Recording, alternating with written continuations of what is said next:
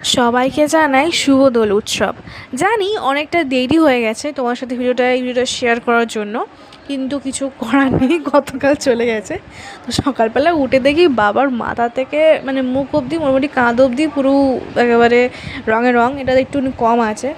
আর সকালবেলা উঠে একটু খেয়ে নিলাম ম্যাগি।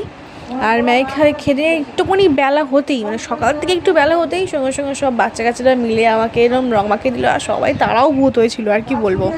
আর আমি খুব একটা রং মাখি না, ছোটো যেটা আমি প্রত্যেক বছরই মা বাবার সাথে আর কি এরকম দোল উদযাপন করি, তার বেশি কিছু নয়। মায়ের পায়ে বাবার পায়ে একটু আবির দিই, আবির ছোঁয়, আর মুখে একটু আবির ছোঁয়।